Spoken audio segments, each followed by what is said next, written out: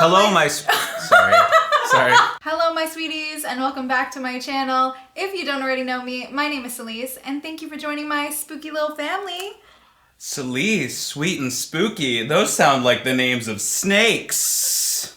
Oh my god! In today's video, we will be comparing Suspiria 1977 and the 2018 reimagining. Let's get into the video.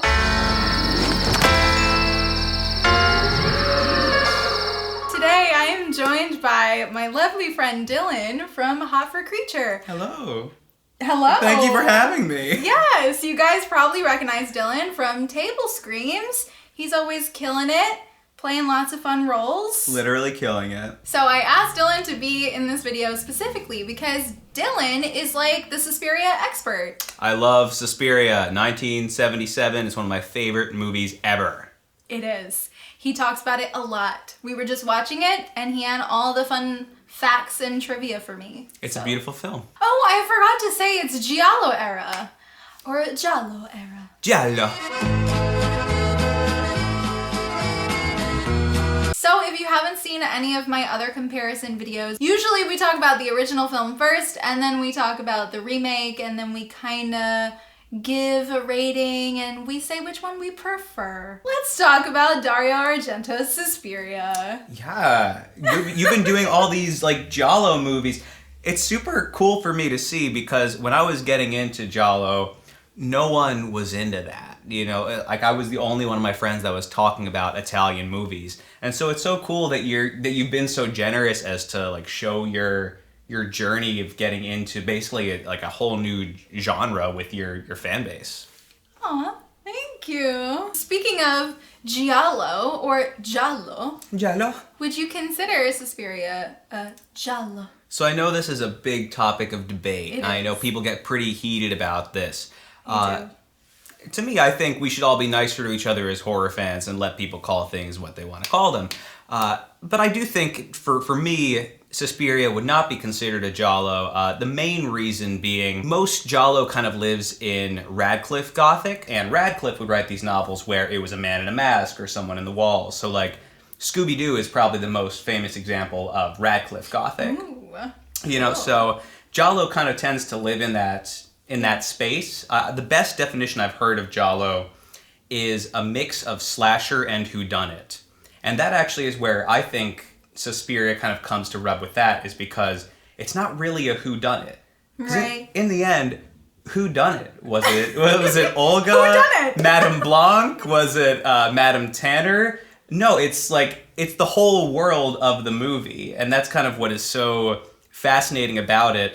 Susie is just this character who we barely even get to know, and for some reason, the whole world wants to destroy her. We never figure out why. Why do the witches want to kill Susie? Yeah, I don't get it. It's just a hostile world. It just hates her. And also, isn't she a really talented dancer, but we don't get to see her dance? Never. We see her kind of do like a drunk dance for a second. So if you have not seen Suspiria, it follows Susie, an American ballet student who transfers to a prestigious dance academy in Germany, but realizes after a series of brutal murders that something very strange is going on in this place. This is a movie that I have trouble talking about in any kind of objective way, because this movie was so pivotal to my experience as a horror fan. Mm-hmm. I watched what was coming out around the time. I watched some of the 80s horror, Nightmare on Elm Street, stuff like that when I was getting into horror. And then Suspiria, I watched it and it kind of blew my mind open. You know, that was where I got into... I think Celise kind of knows me for liking a lot of weird foreign movies and a lot of devil stuff. Yes. Alucarda. Alucarda, I've recommended that a million times. Yes. Yeah, I think none of that would have been possible without Suspiria. So it's hard for me to talk about because I think it's so ingrained in me as a horror fan. It's hard to separate myself and my feelings from Suspiria as a movie. Suspiria is a very strange movie because I've watched it probably 5 times, I want to say. And each time, it feels like a different experience. When did you first see Suspiria in 1977? What was your impression? I think I saw it in like 2017. I just thought it was really weird. I liked it. It is weird. Like, but I thought it was really weird. I also remember not understanding what it was about. Yeah. But I liked it. Yeah, that's kind of I sort of felt a similar way when I first saw it, because as a horror fan, you know, we've grown up on American horror movies, even British horror movies. Yes. Italian tends to be a little bit more niche. Yeah, it was my first Italian horror movie I ever saw. Yeah, mine too. So it was like crazy, a very jarring experience. Right, because we're there as horror audience trying to figure out the story. You know, where's the story going? Yes. Who's the villain? Who's the bad guy? Yeah. And it's like, here's a shot of some wine, and here's now Sarah's the protagonist, and now she's dead, and Susie's the protagonist again. I still don't get it, though. Something that I love about it, I find it sort of very operatic, like everything is just on a huge scale. The music, the acting, it's all at 100 the whole time. Like the sets itself, the movie just kind of screams out at you. And you're trying to figure out where it's going. It doesn't really want to do that. It just wants to, you know, be itself. You get a little bit of culture shock, I think. Yes. It's just a that very definitely different, happened. Yeah, different linguistic or different filmic language. Apparently, Argento had this idea for, you know, they were going to see the Bolshoi at the end. Olga was going to be dancing in the show because she was a senior. Oh. But he cut it because in the end, he just wanted the action to keep rolling at the end. Oh. Oh, that kind of sucks. Well, that's his style. He's about pacing and mood, and he's not worried about wrapping up the character's arcs. That's not important to him. All of the death scenes are really cool. I love the opening one. The hanging. Yeah, it's so good. It's crazy. That's really the most Giallo moment of the movie, because they have the black gloved hands. Since you've gotten into Giallo, do you find that Suspiria makes more sense or is at least recontextualized for you? Yeah, I think so. Wait, so with the other films, did Daria Nicolodi help write them too, or? She basically wrote Inferno. Okay, cool. So it's gotta be good. Yeah, I believe her and Argento had split up by the time that Mother of Tears came out. Don't quote me on that. Or Rocco can fact check me. Someone will fact check you in the comments. Someone will, yeah. Actually... Well, what are the deaths that stand out to you? I think the one that stands out the most is the one at the beginning for me. Yeah. It's a pretty great opening. Like it really is. It's really good. And again, like the blood being like basically red paint. It's iconic. Yeah. The razor wire for me is pretty freaky. Just the idea that you're in this wire, and the more you move, the more you're getting cut. And it's painful to watch. I think it's still... That's a scene that I think still gets people. It's almost a jump scare. Definitely. Oh my god, wait, no, another scene that I absolutely hate. Oh, please. The maggots. Oh, from the ceiling? No, I just can't do it. Oh, it's so gross. No, because I hate maggots so much. We were saying, but we were watching the movie before, we were saying there's always things in Susie's hair. It's maggots or it's a bat. That's another issue for me. I don't want anything in my hair. The bat was cute. You would hate that. That would be your nightmare. It would be. I think the scariest moment for me is when the door opens and Sarah's there and she's ah. Oh yeah, that's really good. That's scary. That is scary. I think it still is scary even now. I kind of wish that Jessica Harper had more to do. Yeah, I love her. She's such a talented actor. It's kind of like she's there to just react to things almost. I think it's a flaw of the Italian protagonist. Yeah. Argento's probably like, give her as few lines as possible because we don't have to ADR as much. I think he was most concerned with the lighting in the movie. He's like, no, let's do it again. More red. Yeah, like it's like Kubrick too. You know, there's always those directors that are like, it's about the pictures. Don't worry about the actors. It's about the images. Yeah. I feel like I love Argento, but I feel like he definitely sometimes is more worried about what it looks like than the actors and like the story. Yeah. I think I'm not coming for him. No, I think Suspiria is about how it looks and how it feels. Yeah, definitely. Now, let's get into the 2018 remake, which was directed by Luca Guadagnino. Thank you. Guadagnino. I just don't want to butcher his name and then like I'm gonna take this off because this is more 1977 Suspiria. It's getting hot. Yes. I remember actually going to see this. And I was really excited because I had seen Suspiria before. But I wasn't under the impression that Luca was going to be doing like a reimagining. So I have to say, when I first saw it, I was very annoyed. I was very annoyed, and I also thought it was way too long. Which now, having seen it again, I'm going to stand by my statement that I think it is way too long. It is too long. But I don't think I hate it as much as when I first watched it. Oh, good. Yeah, I remember when the trailer first dropped, I was like, what the fuck? They're remaking Suspiria? So random. Well, you can't remake Suspiria. Right. You know, what is there to Suspiria other than everything about Suspiria? Right. It's just a hard one to even try to... It is hard, and the fact that they had these big names, these big talent names, made me even more mad. It was like, are they just going to try and remake the Dario Argento movie with famous people? Yeah. But I actually was really pleasantly surprised when I saw it. I took a long afternoon, because it's a long movie, and it was on Prime, and I just said, all right, I'll give it a shot. And I liked that it was different, because if they had actually just remade Suspiria, I think I would have hated it. You think? I think that would have really bumped me out if they had just remade Suspiria, because it's already there. It looks great. It's just been... Synapse put out a really nice edition a couple years ago. It looks awesome. There's no need to remake what Suspiria already was. Yeah. But like we were saying earlier, I think Guadagnino made it as if someone just heard a description of the original Suspiria and then was like, okay, I'll make that movie. I do really like the remake. I would say the original is so special to me that I can't divorce myself from that, but because it was a completely different thing, I could just watch it on its own merits. Now, there are some things that still don't work for me. Okay, we're gonna get into that. Yeah. There is a lot of things to like about this one, but also the movie does not work for me. One thing I was already upset about was they kind of did Chloe Grace Moretz dirty.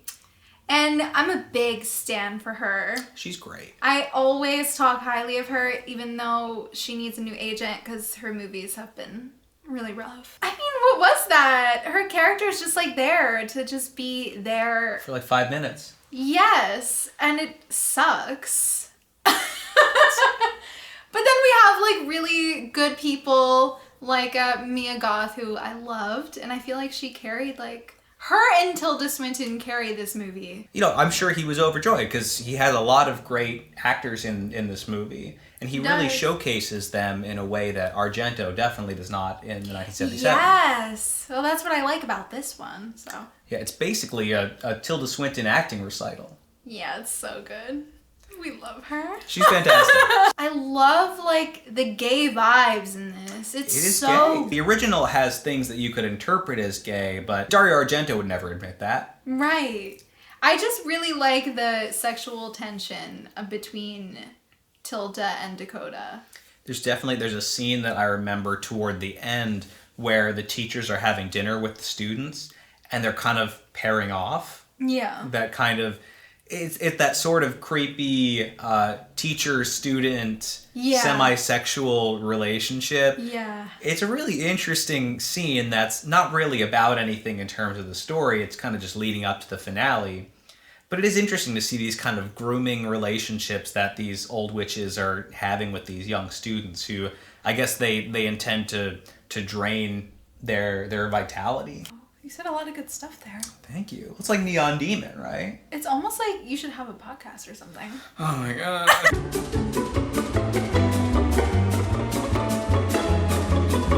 But I do think he explores those kind of relationship intricacies between an older and a younger partner. Things that fascinate him, the way that Dario Argento's fascinated with wallpaper. He's all about the decor. He's a big interior design guy. He should have his own, like, IKEA. Oh, like Grand Designs with Dario Argento? Yes! I'd say my biggest gripe with this movie is they have this added historical, political element of Germany in that era, and I don't think it's fully fleshed out. Yeah, it definitely isn't. Yeah, when they introduced it, I thought it was cool. I was like, okay, they didn't do that in the original. It could have taken place at any time. Yeah. But it doesn't really lead to anything. And that's the issue. The movie is so long. Why aren't they like getting to it? That's another thing for me is that the movie is like full of all this fluff. Yeah, a lot goes on and a lot of images. I think in a way it is spiritually similar to Suspiria in that it's often about mood and images more than it is about story, although it's more about story. Yeah. What do you think about the color? Oh, this movie is really dull. Like, very dull. I don't know. Don't love the way it looks. But there are really cool shots. I really love the zoom-in shots. Those classic zoom-in giallo shots. Yeah, I love, there's an image that stuck with me where they put a hook down. They have these big hooks, the witches in this one. They put it on a glass table and it kind of wobbles there for a minute. Oh, yes! You know, just little things that stick with you. Yes. Which I like about this because there's things like that in Suspiria. Yeah, that was a really cool moment. What do you think of New Susie? I liked her. I mean, I usually like Dakota Johnson in most things that she does. I thought she was really good here because sometimes she's just okay, but she was really good here, I thought. Did you like the backstory? Yeah. It was okay. Yeah, they give her this whole backstory with, I guess, very religious family and her mother dying. You know, it's fine for me. I think the way it plays with the ending is kind of nice, but yeah. So, speaking of the ending, I think that's kind of where the movie falls apart for me. Okay. So, just really hated the entire ending sequence. I think the whole thing is just like a disaster. I don't know why, I just thought it was so stupid. Like when she like opens her chest and you know it kind of looks like a vagina and she's like, I am she, I just can't take it. I remember being in the theater like, there's a lot of the imagery is kind of creepy too. The way that they do the dance scene, the folk dance scene. The dance scene is so good. The dance scene is awesome. Probably my favorite. Yeah, it's so good. Did you like the music? What do you think about the time? I did like the music. Yeah, I mean, it's obviously in no comparison to the original. The pieces where he sings kind of take me out of it a little bit. You know? He's like, spooky witches. Yeah. Something I also am not 100% sold on is the dream sequences in the remake. Wait, that I did want to talk about that. Yeah. I did not like those. I don't know why they kind of took me out. They were taking me out. And I am also just not a fan of those kind of dream sequences in horror movies. I just think it's kind of tacky. Yeah, I think you hit the nail on the head. I think it feels below Guadagnino. It does. It's like cheap. It's cheap for him. Yeah, because he's a really good filmmaker, and there's so much he does in this that's so interesting and innovative and cool. And then to have that, it just kind of feels like, you know, I think a lesser filmmaker puts a dream sequence in there so they can do something kind of weird and interesting and just not worry about having to shoot the scene. Okay, so I am going to still say, don't prefer the 2018, but I respect it and get if you like it. I'm going to give the original Suspiria 4 levs out of 5. It's a great movie. I just wish there was more Jessica Harper doing stuff. You can never get enough Jessica Harper. Yeah. And for 2018, if this was me when I first watched it, I would probably have a way different rating. But I'm going to give it a 3. 3 levs out of 5. Okay, I'm feeling a little more... Well, so, of course, Suspiria is very near and dear to me. I wouldn't touch a hair on its head. I'm going to give it the full 5 levs. That's great. Put them right there. Put them 5 levs. Yeah. 5. Stack them on top of my hand. 5 levs. And for the remake, I really like it. I think it's a really good movie. Of course, there's things that I would change about it. There's too much movie. That's the problem. You know, it's a lot of movie, but so much of it does work for me that I'm going to give it 4 levs. Awesome. And put them all around my head. It almost works for me, you guys, but I just can't come to love it. I'm sorry for anyone who does. Also, don't come for me because I don't love it. So, I would like to thank Dylan for being here on the channel with me today. I would like to thank Celise for bringing me on the channel with her here today.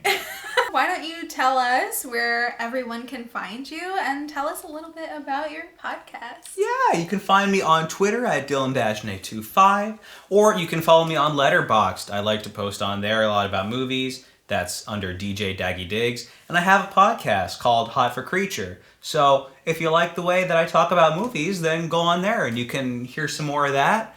Give it 5 stars. If you don't like it, then get out of there. It is a really fun podcast. I have been on 2 episodes. 2 for Eve's Bayou and for Silver Bullet.